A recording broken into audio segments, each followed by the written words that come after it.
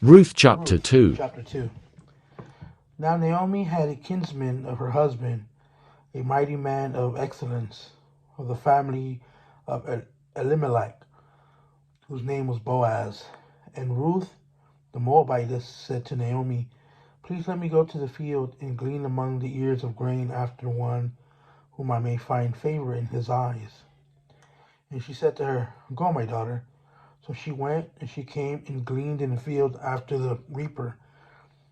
And it will so happen that she happened to come to the portion of the field belonging to Boaz, who was of the family of Elimelech. Now behold, Boaz came from Bethlehem, and said to the reapers, may Yahweh be with you. And they said to him, may Yahweh bless you. Then Boaz said to his young man who was in charge of the reapers, whose young woman is this? The young man in charge of the reapers replied, she is the young Moabite woman who returned with Naomi from the fields of Moab. And she said, please let me glean and gather after the reapers among the sheaves. Thus she came and has remained from the morning until now. She has been sitting in the house for a little while. Then Boaz said to Ruth, have you not heard, my daughter? Do not go glean in another field. Furthermore, do not go on from this one, but stay here with my young woman. Let your eyes be on the field which they reap, and go after them. Indeed, I have commanded the young men not to touch you. And if you are thirsty, go to the water jars and drink from what the young men draw. Then she fell on her face, bowing to the ground, and said to him, why have I found favor in your sight, that you should take notice of me, though I am a foreigner? Boaz replied to her, all that you have done for your mother-in-law after the death of your husband has been fully told to me, and how you forsook your father and your mother and the land of your birth, and came to a people you did not previously know. May Yahweh fully repay your work, and may your wages be full from Yahweh, the God of Israel, under whose wings you have come to seek refuge. Then she said, may I find favor in your eyes, my lord, for you have comforted me, and indeed have spoken to the heart of your servant woman, though I am not like one of your servant women.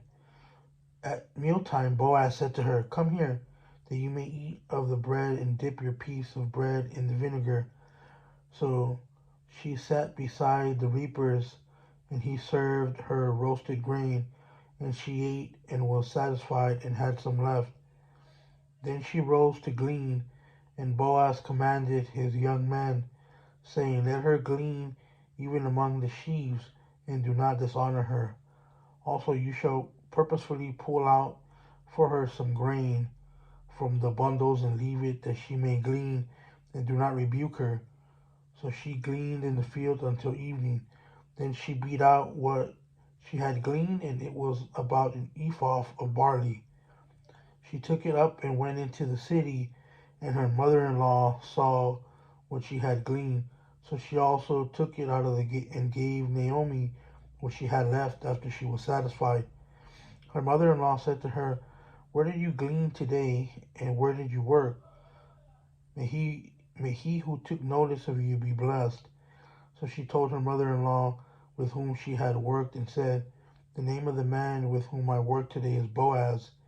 Naomi said to her daughter-in-law, may he be blessed of Yahweh, who has not forsaken his loving kindness to the living and to the dead. Then Naomi said to her, the man is our relative. He is one of our kinsmen redeemers. Then Ruth said, Then Ruth the Moabitess said, furthermore, he said to me, you should stay close to my young men until they have finished all my harvest. Naomi said to Ruth, her daughter-in-law, it is good, my daughter, that you go out with this young woman, so that others do not oppress you in another field.